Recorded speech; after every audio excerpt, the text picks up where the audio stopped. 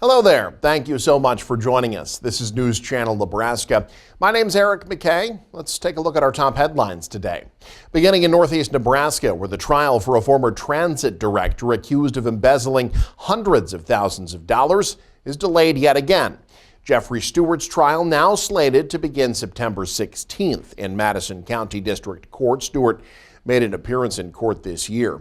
The Texas native faces 2 felonies, authorities accusing him of using a corporate credit card to steal hundreds of thousands of dollars from North Fork Area Transit. Each count carries a maximum of 20 years in prison if he's convicted.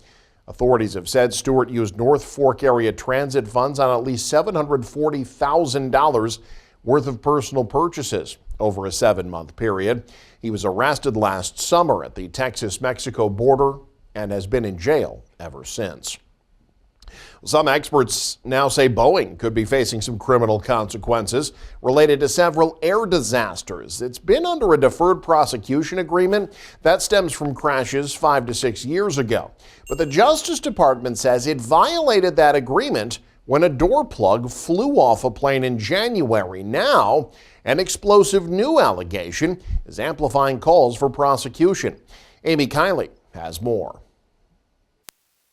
They throw all of their safety rubrics out the window. Some family members of Boeing victims are demanding the company face prosecution. Now, signs are emerging they might get their wish after an explosive revelation tied to a Senate hearing yesterday. Whistleblower Sam Mohawk alleges Boeing hid substandard parts from the FAA, lost track of them, and likely installed them on planes. You need to make sure that every part that's ever manufactured on these airplanes, it's not a bogus part. Boeing says it's reviewing Mohawk's claims. It also says it has complied with a deferred prosecution agreement stemming from crashes in 2018 and 19. In it, Boeing effectively promises to do better. The chair of the Senate Investigations Subcommittee argues it has violated that agreement, and some experts agree. We've heard from whistleblower after whistleblower that there is almost this sweatshop mentality on the Boeing factory floors. Boeing CEO says the company is working to change, and he addressed victims' families yesterday. I would like to apologize on behalf of all of our Boeing associates spread throughout the world. For many who lost loved ones in those 2018 and 19 crashes, those words aren't enough. That safety, that number one priority of Boeing, doesn't mean anything when 346 people died. I'm Amy Kiley reporting. A bill to ban bump stocks blocked by Senate Republicans on Tuesday. The Democratic-led bill would enact a federal ban on sales of bump stock devices. Bump stocks can be used to convert semi-automatic rifles into weapons that can shoot hundreds of rounds per minute. Some members of the GOP say they do back a bump stock ban, but others in the party disagree. That includes Senator Pete Ricketts of Nebraska, who yesterday called the bill an overreach. We cannot allow unelected bureaucrats at the ATF to abuse their authority and interpret laws in ways Congress clearly never intended. So this bill may be called the Bump Act, but it's not really about bump stocks. This bill is about banning as many firearm accessories as possible and giving ATF broad authority to ban most semi-automatic firearms. Last week, the U.S. Supreme Court struck down a federal ban on bump stocks that had been approved by former President Donald Trump. Closer to home, a special election will be taking place this summer in Grand Island that could help fund a development within the city's Good Life District. A special city council meeting held last night where the council approved a special election that will use tax money to help fund a $550 million district project proposed by developer Woodsonia. Grand Island's mayor says this won't generate any new tax. He says it will simply allow the city to capture the tax the state is giving up. I think if the people approve of this, it will be transformational for the city of Grand Island. We can do wonderful things with this program. City officials say a Good Life district cuts the state sales tax rate in half, from 5.5% to 2.75%. If approved, the election would allow the city to create an economic development district that replaces the reduced state tax with a local tax. That would then help fund the development. The Department of Revenue says if Grand Island's Good Life district existed last year, the city could have recaptured 2.75%, or nearly $8 million from existing retail sales in the recently approved boundaries. The mail-in election ballots will be due back August 13th. This could be the first district of its kind established in the state. Staying in Grand Island, more workforce housing projects are underway. On Tuesday, the Grand Island Area Economic Development Corporation announced $3.9 million worth of 0% revolving door funds for the Copper Creek subdivision on the city's west side. Corporation President Mary Burley says the projects are in response to high demand for new houses. Grand Island continues to grow and prosper, and economic development takes it very seriously to find solutions to our housing struggles. As we grow, we need to have homes for our families. The new funds are supported by LB 840 funds and the state's Rural Workforce Housing Fund. It's all part of the Build Grand Island program, now 2 years old.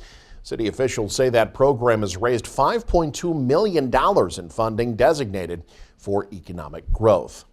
A big expansion, meanwhile, is in the works in southeast Nebraska, where salmon is being produced in what's called an aquaculture process. Dan Swanson has more. Mayor Brian Beckett said the city is excited about potential jobs and economic growth linked to Good Life Agriculture's plans to expand Atlantic salmon production at an industrial site north of town.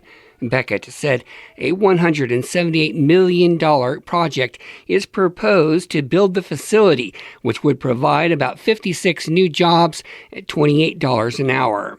This would be the largest private business that we've seen go in for probably decades. Nebraska City welcomed Keel Vanderveen and Nebraska Vegetable and Protein startup in 2022. The aquaculture process was forecast to produce 3,000 pounds of freshwater Atlantic salmon per month, as well as leafy green vegetables, lettuces, and kale. The expansion plan proposes 6.6 million pounds of salmon from a 27-acre facility using wells on the Missouri River bottom. A discharge permit to the river is pending with the Nebraska Department of Environment and Energy. I'm happy to see a major expansion.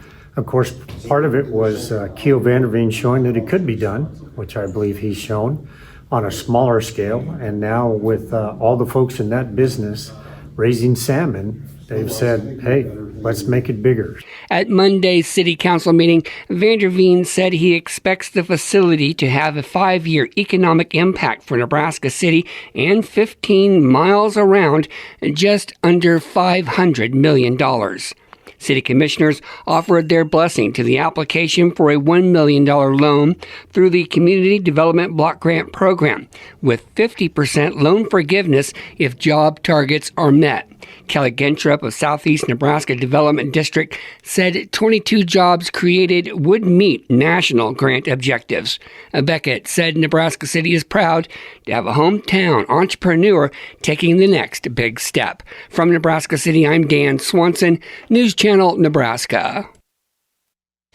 The Southeast Community Colleges Board has approved a new contract to keep President Paul Illich at the school through 2029.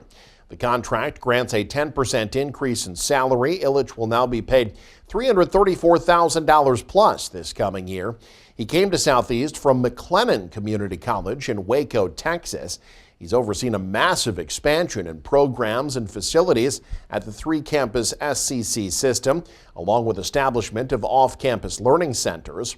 In a report Tuesday, officials said college enrollment has gone up 9% this year.